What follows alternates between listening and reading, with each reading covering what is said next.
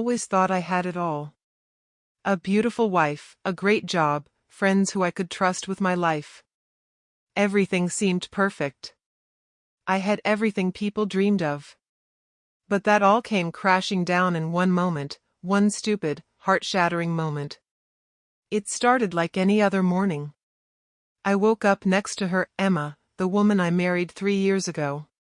Her hair was tangled around her face, her eyes still closed, but she looked peaceful. It was easy to forget how lucky I was to have her sometimes. I kissed her forehead, whispered goodbye, and left for work, not thinking twice. But that day wasn't like any other day. I remember it so clearly. I sat at my desk, going through emails, meeting with clients, and doing all the usual work stuff. But then, my phone buzzed. It was a text from an unknown number. I stared at it for a second before opening it. "Hey, we need to talk. It's time you knew the truth. I'm sorry." My heart skipped a beat. Who the hell was this? But then another message came through, and it all came crashing down. "You deserve better than this. She's been seeing him behind your back for months." I stared at the words, frozen. My hands were shaking. I thought I was going to be sick. "Who is this?" I typed back, my fingers trembling. But I didn't get a response. Just a new message, one that made my blood run cold. "Check her phone. It's all there. I'm sorry." The room felt like it was closing in on me. I could hardly breathe. I knew I had to see for myself, but I didn't want to. The thought alone made my stomach churn. But somehow, I knew I had no choice. I called Emma, my heart pounding in my chest, but she didn't answer. I called again. Nothing. I tried texting her, but there was still no reply. My fingers hovered over the number of our shared phone plan, the one that held all our information, and I just couldn't bring myself to do it. Minutes passed. I couldn't take it anymore. I ran out of my office and drove home. When I got there, my pulse was racing. The house felt like a prison. I rushed inside, found her phone on the kitchen counter, and without thinking twice, unlocked it. And there it was, a string of messages that changed everything. "I miss you, babe. I can't wait for tonight. We can't keep doing this, but I want you." And then I saw it. A photo. A picture of them, her and him, together, laughing. My best friend. Nathan. The guy I'd trusted more than anyone in this world. I dropped the phone as if it had burned me. My world tilted. My stomach twisted in knots. Everything I thought I knew, was gone. My best friend. My wife. They had been seeing each other behind my back. The betrayal stung like a slap to the face. I sank to the floor, trying to make sense of it, but I couldn't. I couldn't understand how she could do this to me. How could Nathan, of all people, betray me like this? I thought he was family. I thought Emma and I were solid, that we were happy. How wrong I was. The pain was unlike anything I had ever felt. It hit me in waves, one after another, until I couldn't breathe, couldn't think. How had it happened? How could she do this to me? And Nathan. I couldn't even wrap my head around it. I wanted to scream. I wanted to break something, anything, just to get rid of this suffocating feeling. But I didn't. I sat there, holding my chest as it felt like the ground was falling away beneath me. All I could do was stare at the phone, the proof of her betrayal, my best friend's face smiling back at me, a smile that I would never be able to erase from my memory. I had no idea what to do next. I couldn't even move. Everything I thought I had, everything I thought I was gone. It was the beginning of the end, but at the time, I had no idea how far it would go. I didn't know the pain had only just begun. All I knew was that nothing would ever be the same again. It's strange how quickly life can change. One minute, I'm sitting in my office, pretending everything is fine, and the next, I'm signing divorce papers. I thought I'd be angry, or maybe relieved, but all I felt was numb. The house, the marriage, none of it mattered anymore. It was just paperwork now. A simple form that made it official, that put an end to the dream I had built with Emma. I didn't even tell her I was coming home. I couldn't bring myself to have another conversation with her, not when every word from her lips felt like a lie. The last time we spoke, she looked at me with those same eyes I had trusted, that I thought would never hurt me, and I saw nothing.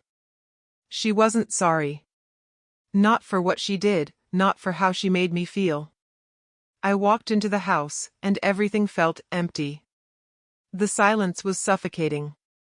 It had always been so full of life before. Our laughter, our plans for the future, everything we'd promised each other. Now, there was only the hollow echo of my footsteps. I grabbed the divorce papers off the kitchen counter and stared at them.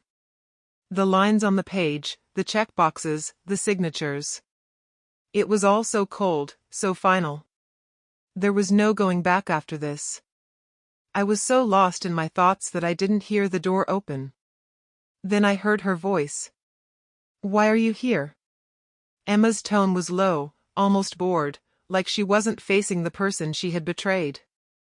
I turned around to see her standing in the doorway, arms crossed. Her hair was messier than usual, and she didn't seem surprised to see me. That hurt more than I cared to admit. I wanted to yell at her, ask her how she could do this to me, to us, but the words wouldn't come. All I could do was hold up the papers. "I'm here to sign the divorce papers," I said, my voice sounding detached.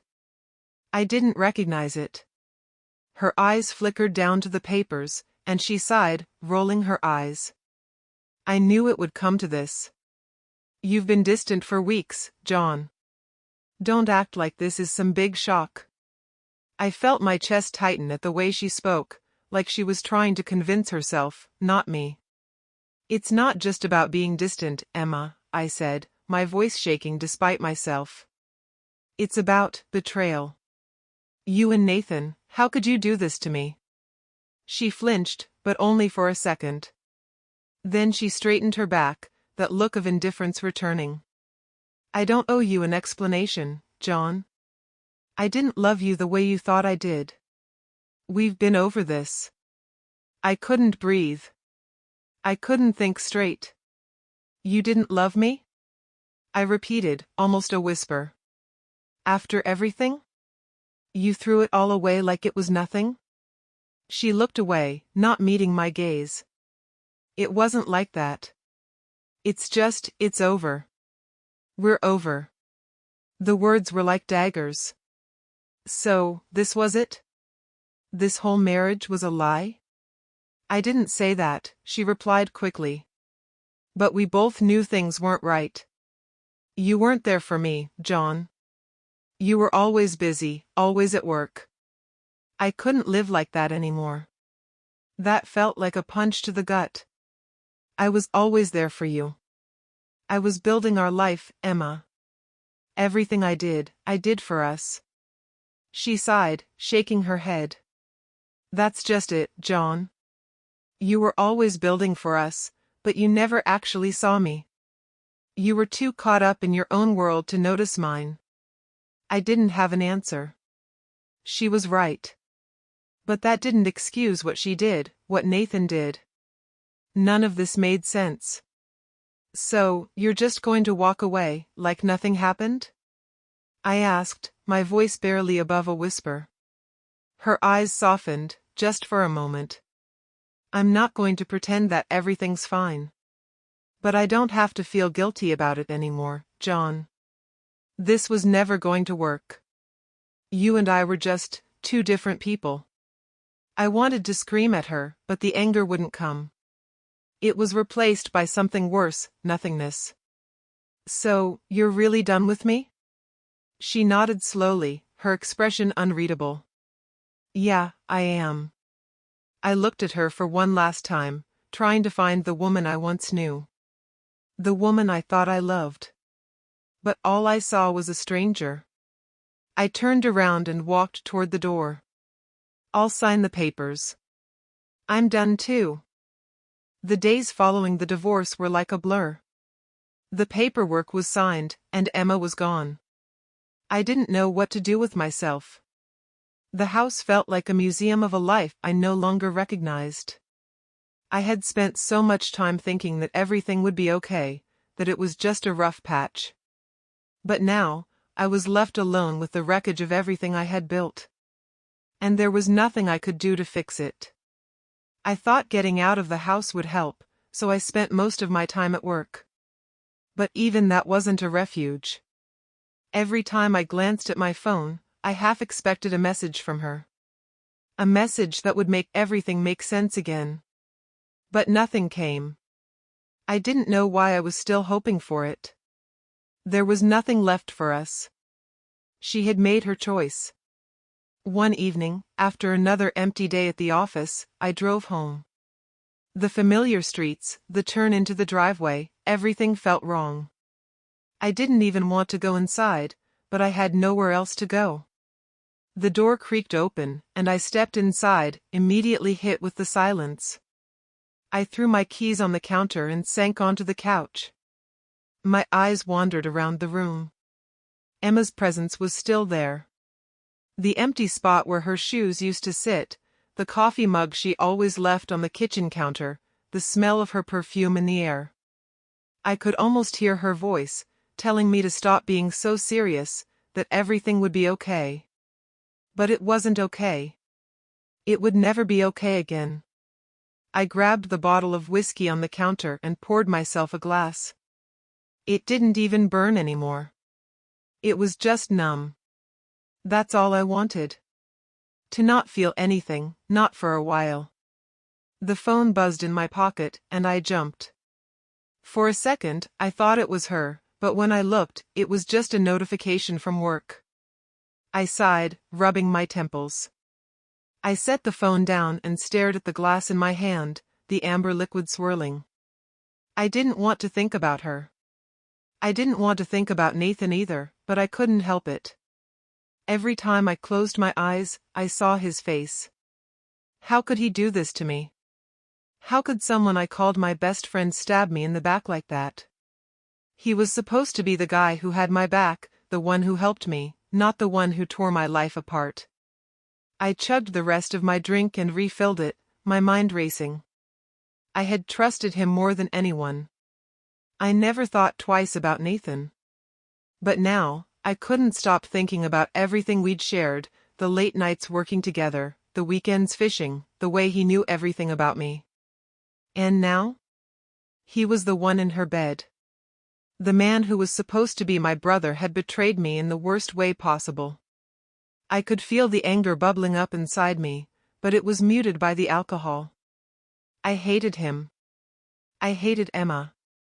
I hated myself for not seeing it. How could I have been so blind?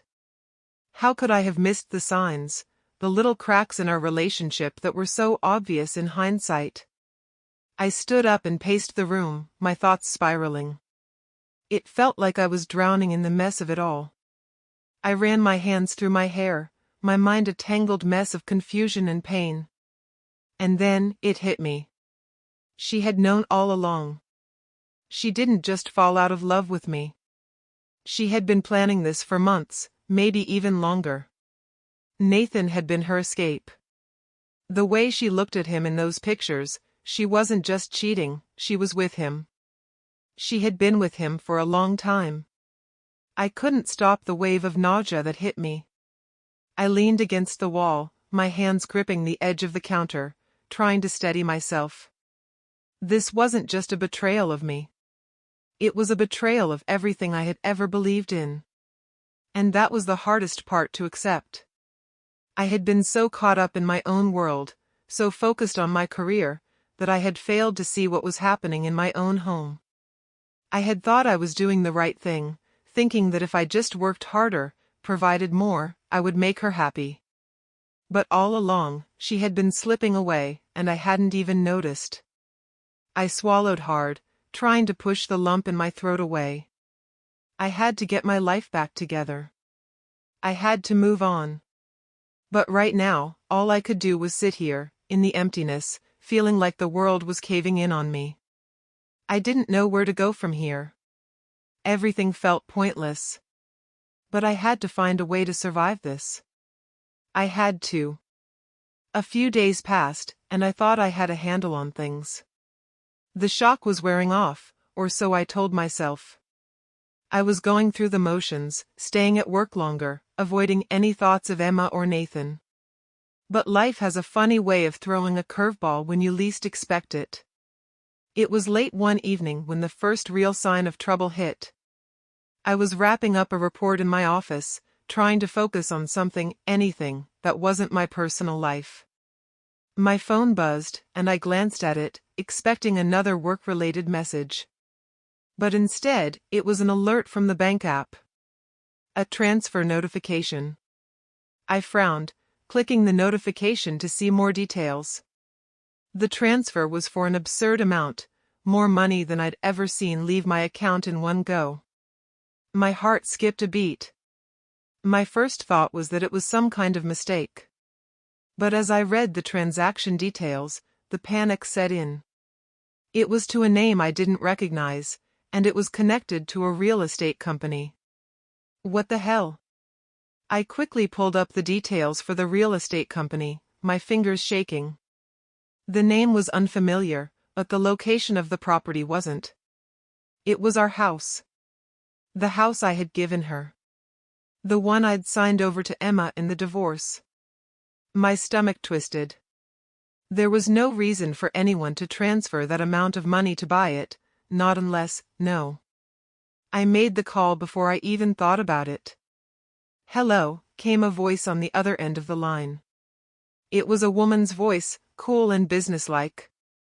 Yeah, I'm calling about the property on Riverton Street. I need to know who's behind the transfer. She hesitated for a moment, then spoke again. I'm sorry, sir, I can't share that information. Is there a problem? Yes, there's a problem. The property was recently transferred, and I need to know who paid for it. This has to be a mistake.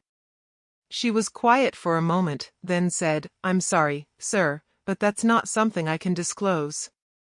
If you have questions about the transaction, you'll need to contact the buyer directly. Buyer? I repeated, my voice growing more frantic. Who bought it? Again, silence. The woman must have realized I wasn't going to let this go. I'm sorry, I can't provide that information, she repeated before hanging up. I sat there for a moment, staring at the phone, my mind racing. I couldn't believe it. Emma had sold the house already? She didn't even wait for the ink to dry on the divorce papers. I thought I was done with her, but this felt like another gut punch.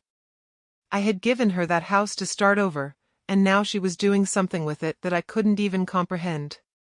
I felt my heart pounding in my chest. What was going on?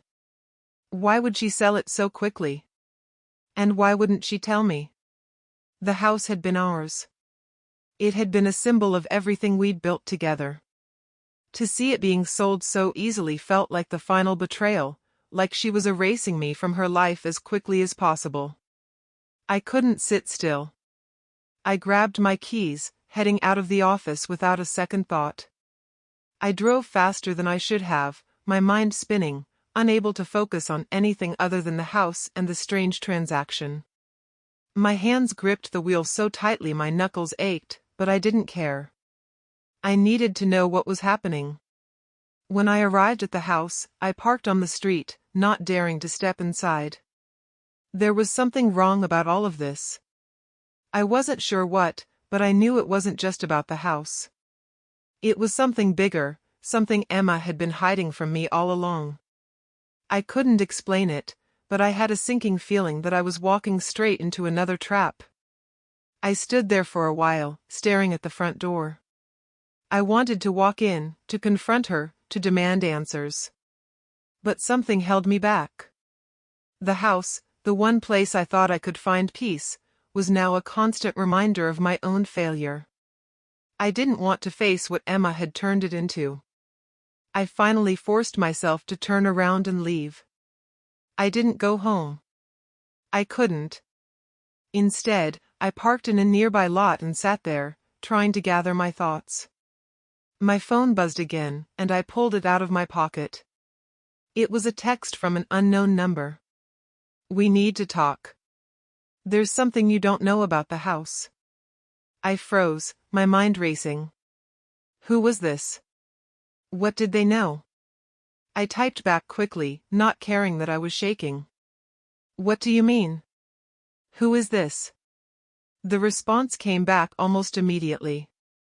"I'll explain everything soon. Just don't trust Emma." The message ended there. My heart dropped into my stomach. What the hell was going on?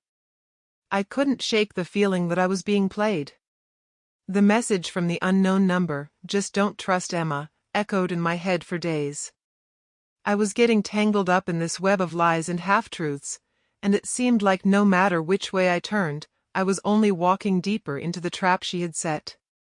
I tried to focus on work, tried to convince myself that there was no real danger, that I was overreacting. But it wasn't working. I couldn't stop thinking about the house, about the strange transaction, about how quickly she had sold it. I thought I was done with her, that signing the divorce papers was the last step. But she wasn't done with me. She never had been. It was a week before I got another text. This one was different, more direct. "Meet me at the old warehouse by the docks. Tomorrow. 8 p.m. It's about the house." I stared at the screen for a long time. Part of me wanted to ignore it. Part of me wanted to walk away, to pretend I hadn't seen it. But the other part of me, the part that still hurt from everything Emma had done, couldn't resist. I had to know. I had to find out what was really happening, what she had been hiding from me. I found myself driving to the address that night, my heart racing. The old warehouse was run down, abandoned, and the area around it was dark and desolate. I pulled up to the entrance and parked a little ways off. My fingers gripped the steering wheel tightly, my pulse quickening as I glanced at the time on my phone. It was almost 8 p.m. I didn't want to go inside. Everything in me screamed to turn around, to leave. But I couldn't. I had to know the truth, no matter what. I stepped out of the car and made my way toward the door of the warehouse. It was dark, the only sound the crunch of gravel beneath my feet. I felt like I was being watched. My instincts were on high alert, and every step I took felt like a risk. When I reached the door, it creaked open slowly. The air inside was damp and musty, the smell of mildew thick in the air. I squinted in the darkness, trying to make out any shapes or figures. My hand instinctively reached for my phone, but before I could turn on the flashlight, a voice broke the silence. "You came." I spun around, my heart skipping a beat. Standing in front of me was someone I didn't recognize. A tall man, dressed in a suit, his face partially obscured by the shadows. He stepped closer, and the dim light revealed his features, a cold, calculating expression. "Who the hell are you?" I asked, trying to steady my voice, though I was anything but calm. The man smirked. "You really don't know, do you?" I frowned. "Know what?" He took another step forward, his eyes glinting in the low light. "Emma didn't just sell the house to anyone. She sold it to me." The words hit me like a punch to the gut. I staggered back a step, trying to process what he had just said. "What are you talking about? Who are you?" He stepped closer, his eyes never leaving mine. "I'm the one who's going to make sure she pays for everything. And you, well, you're just a pawn in this little game." I didn't understand. "What game?" I was about to ask him, but before I could speak, I heard a door creak open behind me. My breath caught in my throat. I turned around, and there she was, Emma. She stood in the doorway, her face shadowed, but I could see the coldness in her eyes. The same eyes that once looked at me with love and warmth. I opened my mouth to speak, to demand answers, but she cut me off. You shouldn't have come here, John. I stared at her, my heart pounding in my chest. What is this? What's going on? The man chuckled, his voice deep and mocking. You really don't get it, do you? Emma and I have been working together for a long time now. This whole thing, the divorce, the house, it was all part of the plan. I shook my head, my mind reeling. Plan? What plan? Emma needed a way out. A way to get away from you without being suspected. She needed to get rid of the house, and the money, well, that was just a bonus. I couldn't breathe. The betrayal felt suffocating. Emma had been lying to me the whole time, and I had been too blind to see it. She wasn't just after the house. She was after something much worse. You've been using me, I whispered, my voice barely a breath. All of this was a setup. Emma didn't say anything. She just looked at me, her expression unreadable. And in that moment, I knew. I knew that everything she had ever said to me had been a lie. Now, I think it's time for you to leave, the man said, stepping forward. Before things get ugly. I backed away, my heart pounding, my mind spinning with confusion and rage. I had fallen into their trap, and I didn't even realize it until it was too late. I couldn't remember how I got out of the warehouse. I think my mind just went into autopilot. The cold, the betrayal, it all started to blur together. I barely made it to my car before the panic hit. My hands were shaking as I gripped the steering wheel, trying to breathe, trying to make sense of it all. Emma. Nathan. The man in the warehouse. They had all played me. And I didn't see it. I didn't see any of it coming. I drove aimlessly for what felt like hours. The city lights flickered past me, a blur of bright colors in my peripheral vision. I didn't know where I was going. My mind was still stuck on the conversation, still echoing with the things I had heard. She was in on it from the start. Everything, the divorce, the house, the lies, was part of their plan. When I finally stopped the car, I was outside my apartment building. The place that had once felt like home. But now, all I could feel was anger.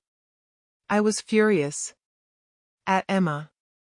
At Nathan. But mostly at myself. How could I have been so blind? How could I have trusted them both so completely? I slammed the door behind me as I entered my apartment, pacing the floor. I needed to do something. Anything. I couldn't just sit here, feeling sorry for myself. I had to fight back. I wasn't going to let Emma and Nathan win. Not like this. I pulled out my phone and dialed a number I hadn't thought about in years. Hello, a familiar voice answered on the other end. Greg, I said, my voice tight with frustration. I need your help. There was a pause before he replied, his voice cautious. What's going on, man? It's a long story. But I need information. I need to know everything you can find on Nathan, where he's been, who he's been dealing with. And I need it fast. Greg hesitated, probably wondering what kind of trouble I was in, but he didn't ask questions. I can get you some answers, but it's gonna cost you. I don't care, I said, my voice cold. Just get it done. I'll send you what I can in the next couple of hours. I ended the call and sank onto the couch, my hands rubbing over my face. I had no idea what I was getting into, but I knew I couldn't let it go. This was bigger than just a broken marriage. This was about me being used, manipulated. And I was going to find out just how deep the rabbit hole went. The next few hours felt like a lifetime. I sat in the silence of my apartment, replaying every conversation, every look Emma and Nathan had ever shared, every moment I thought I had trusted them. But nothing was adding up. Everything I had thought was real now felt like a carefully constructed lie. Finally, my phone buzzed with a text from Greg. I opened it immediately, hoping for something, anything, that would give me a lead. He sent me a few files, financial transactions, meeting logs, some phone records. I scrolled through them quickly, my heart pounding as I read the details. There were records of Nathan making large payments, wire transfers to a company I had never heard of. It all pointed to one thing: Nathan was involved in something far bigger than I had imagined. He wasn't just some guy who cheated with my wife. He was a part of a network. And Emma?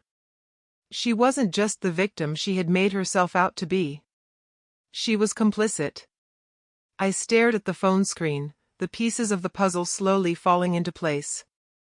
But there was still so much I didn't know. Still so much to uncover. I threw my jacket back on and headed for the door. I didn't know where I was going, but I knew I couldn't waste any more time. I needed to confront Nathan. I needed to get the truth. No more games. No more lies.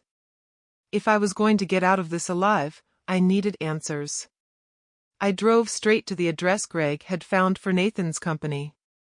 It was in a rundown part of the city, the kind of place you avoid unless you had a reason to be there.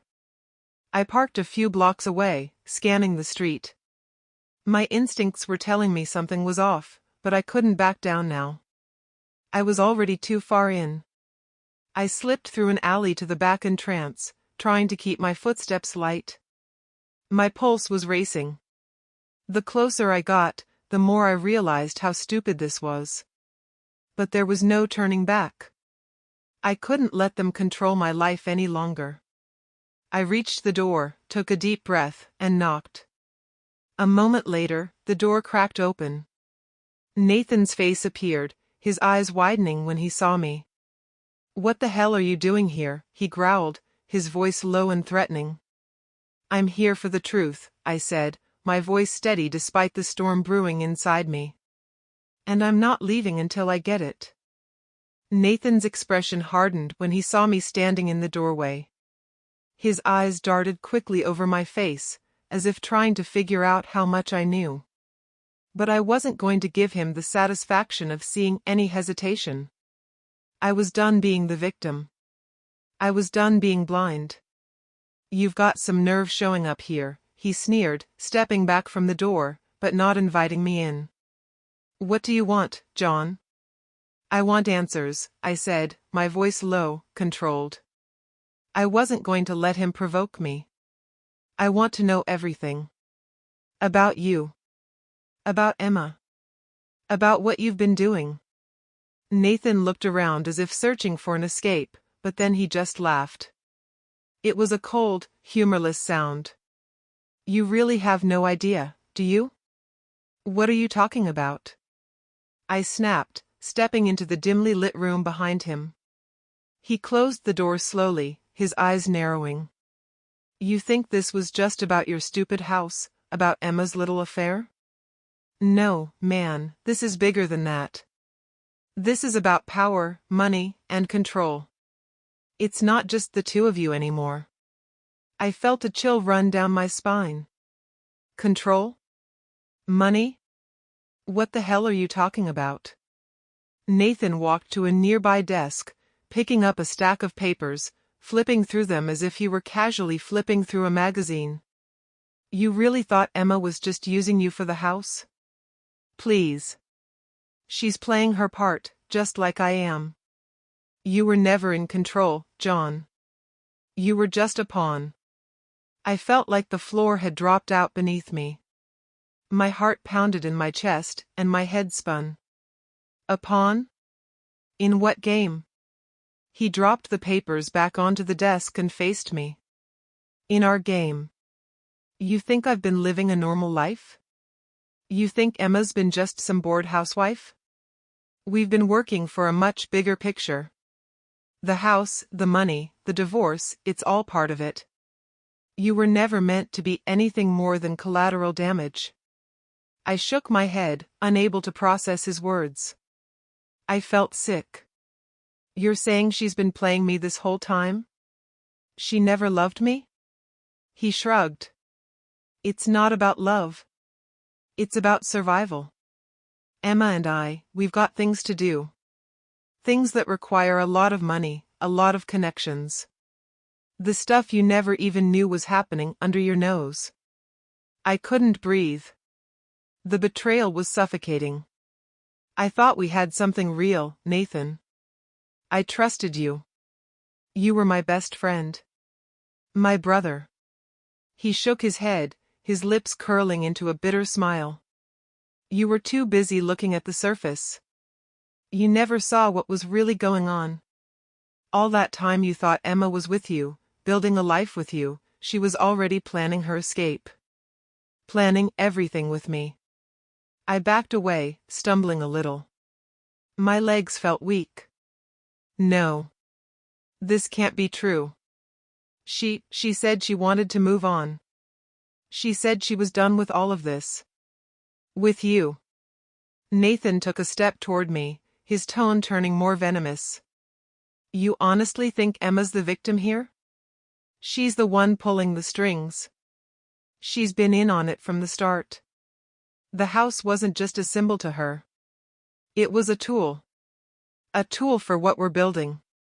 I felt the blood drain from my face. Building? What are you talking about, Nathan? What do you and Emma want? What's this all been for? Everything, he said coldly. It's all about power, John. Everything we did, every move we made, was to get ahead. We're not just playing small-time games here. There's a much bigger network behind this, people who could make us rich, untouchable. You were just the first step. The first obstacle. I felt like the walls were closing in on me.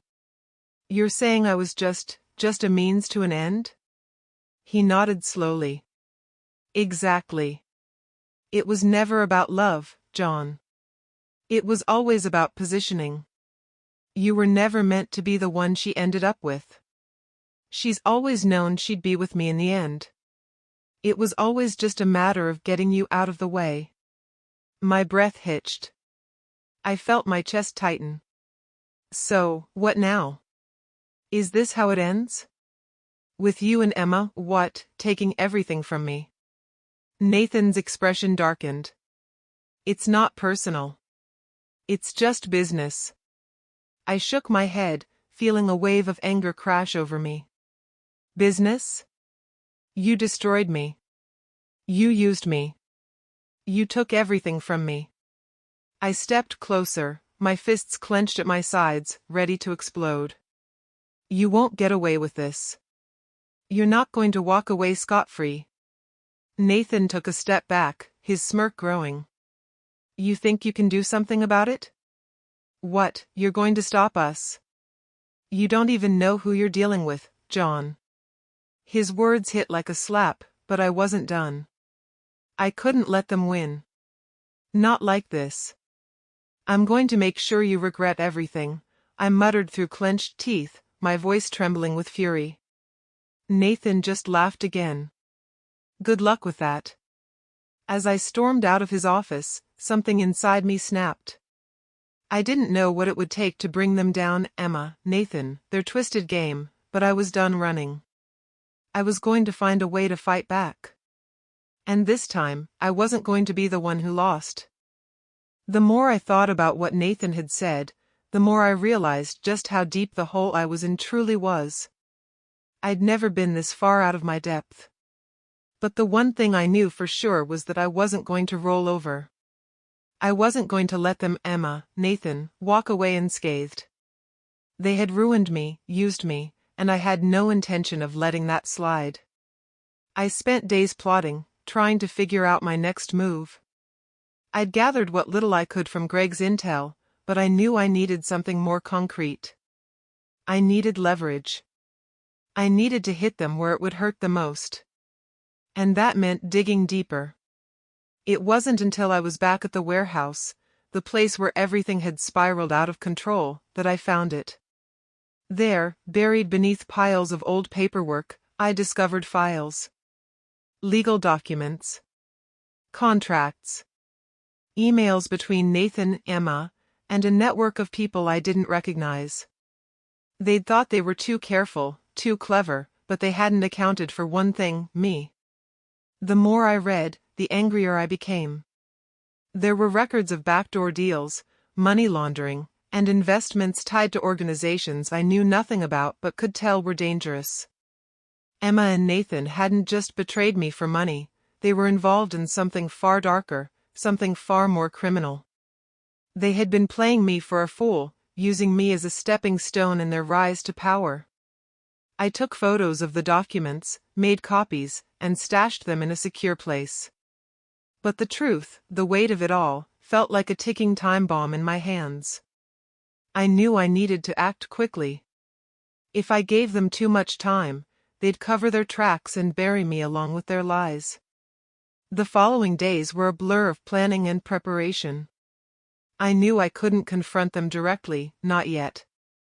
I needed to stay one step ahead. I'd been in their world long enough to know how it worked.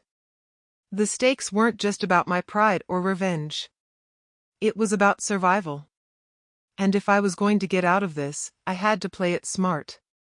On the third day after I'd uncovered the full scope of their plans, I received a call from an unknown number. My heart skipped a beat as I answered. "John, it's Greg. I've got something for you." "What is it?" I asked, my voice tight. "Something big," he replied, his voice low. "I've been tracking Nathan's transactions. And I found something you're going to want to see." I felt a rush of adrenaline. "What is it?"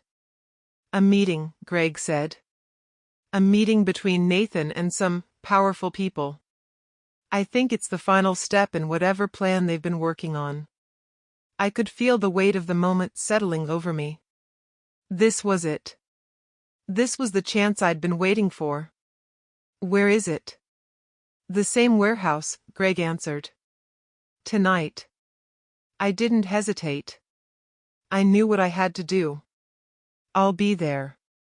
When the evening came, I stood outside the warehouse once again, but this time I wasn't afraid. I wasn't the same man I'd been when I first set foot in that place. I wasn't the broken husband. I wasn't the betrayed friend. I was someone else now, someone who had learned the hard way how to fight back. The meeting was set for 8 p.m., the same time as before. I parked far enough away to stay out of sight but close enough to make a quick escape if things went south. My heart was pounding, my mind focused. I had everything ready. I had the documents, the proof. But what I didn't know was how Nathan and Emma were going to react when they realized I knew everything. I waited in the shadows, watching as figures arrived one by one. Nathan was the last to show, and when he entered the building, I followed him silently, my footsteps muffled against the cold concrete. I stayed hidden, close enough to hear the conversation but far enough to stay unnoticed. Nathan's voice echoed through the empty warehouse. "It's time. We've got everything lined up. The money's been transferred. The deal is done." I barely held back a smile. They were making their move. They thought they were untouchable, that they could do whatever they wanted. But they hadn't counted on me having one last card to play. I pulled out my phone and made the call. To the authorities. To the people who could take everything they had worked for and rip it apart. Within minutes, the sirens wailed in the distance, growing louder with every passing second. I knew the plan was working. Nathan and Emma's smug faces were about to be wiped off the map. I didn't stick around to watch them get arrested. I didn't need to. I'd already won. The final betrayal had come full circle, and now they would face the consequences of everything they had done. As I left the warehouse, the weight lifted from my shoulders. I had survived. I had outsmarted them. And in the end, they had paid the price for their own greed. The days after the arrest were a strange kind of quiet. The chaos had finally settled, and for the first time in what felt like forever, I could breathe. I walked around, not feeling the weight of betrayal on my shoulders, but instead, a strange kind of emptiness. It wasn't relief. It wasn't happiness. It was just peace. I hadn't expected it to feel like this. I had imagined the day I took down Nathan and Emma would be filled with anger or triumph, but instead, I just felt tired. Tired of the lies. Tired of the manipulation. Tired of constantly fighting to prove my worth in a world that had no real interest in fairness or loyalty. The first few days after they were locked up, I stayed at home. I didn't want to see anyone. I didn't want to explain myself to people who couldn't possibly understand what I had gone through. I wanted to be alone. To think. To process everything. The betrayal. The lies. The years I had wasted thinking things were okay. I spent my time cleaning out my apartment, throwing away old things that didn't serve me anymore. Old photos. Old clothes. Old reminders of a life I was trying to leave behind. But with every object I discarded, I felt lighter. It was like I was letting go of the past piece by piece, until all that was left was me.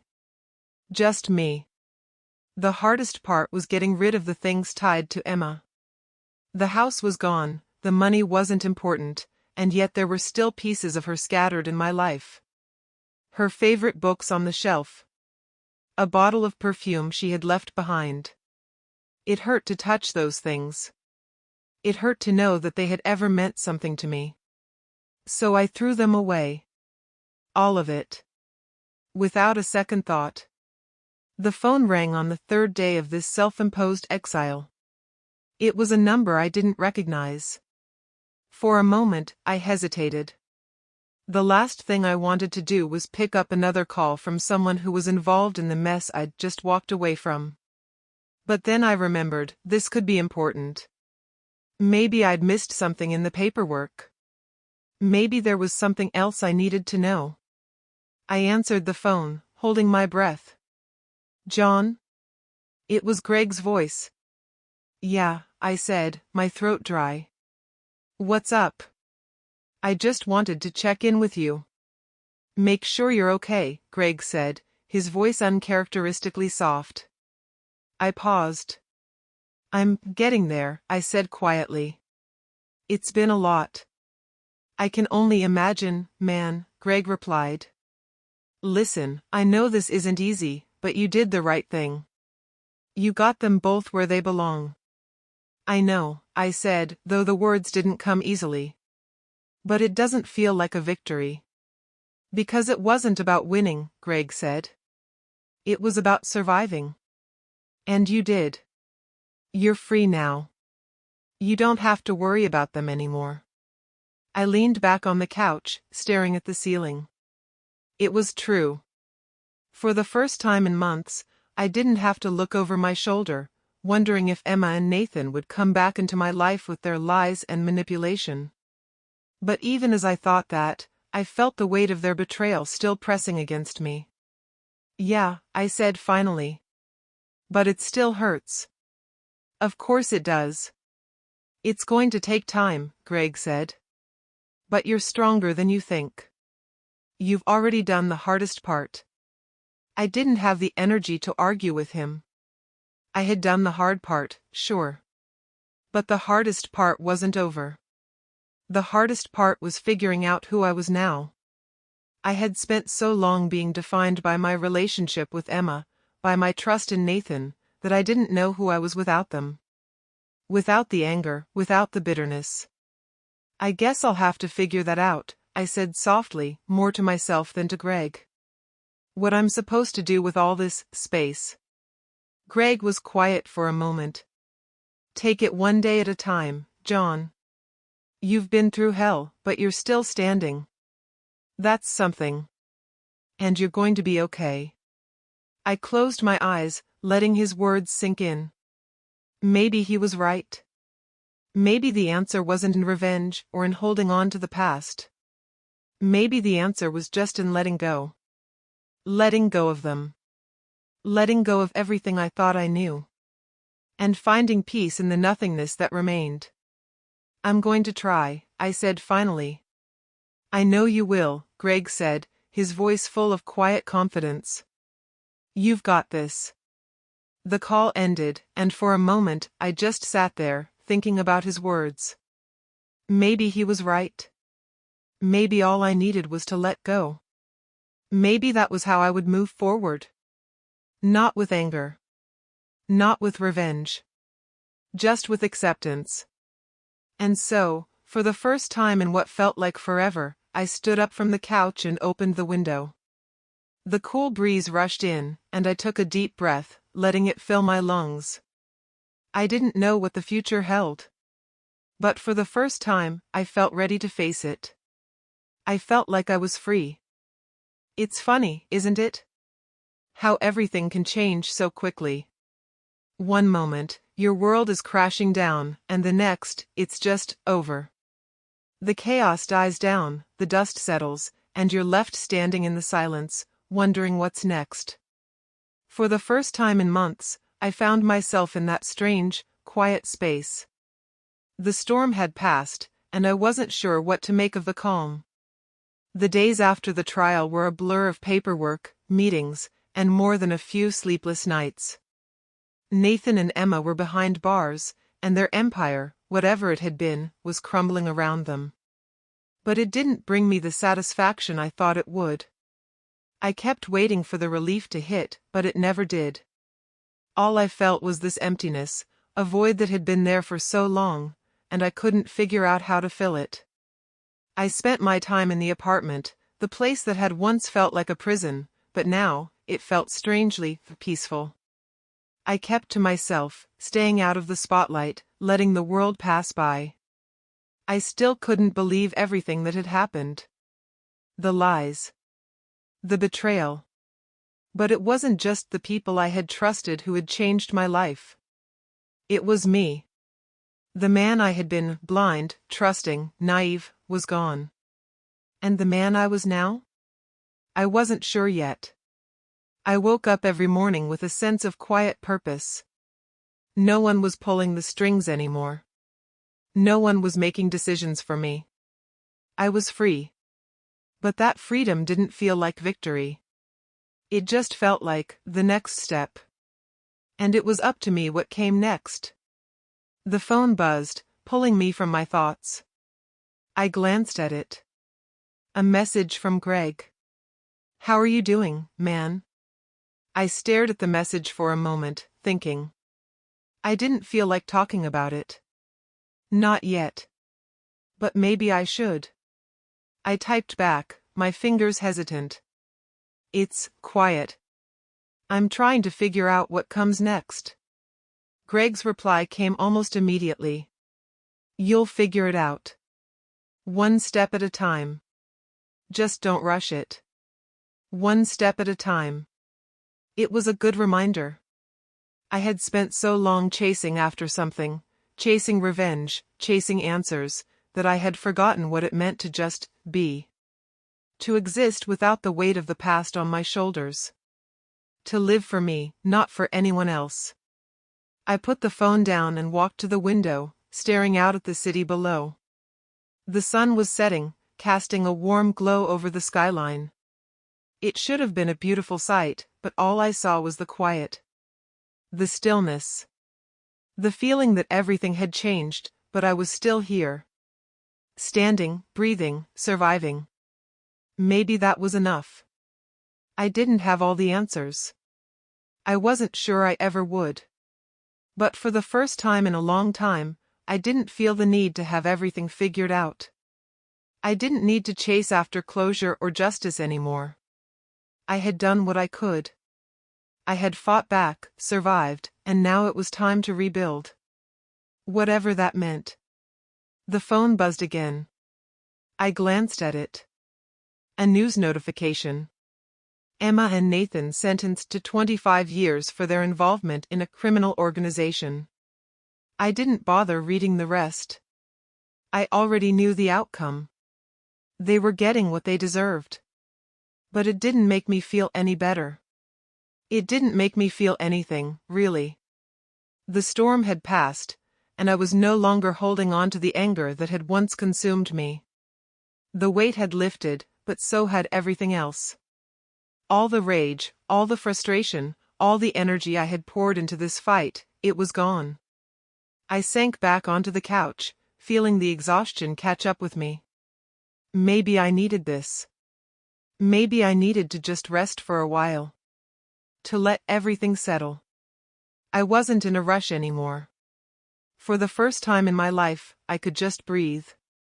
I closed my eyes, letting the quiet wrap around me. The world was still spinning, and I was still part of it.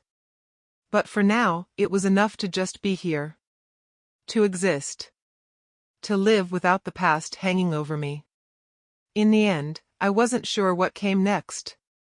But I knew that whatever it was, I was ready for it. And maybe, just maybe, that was all I needed.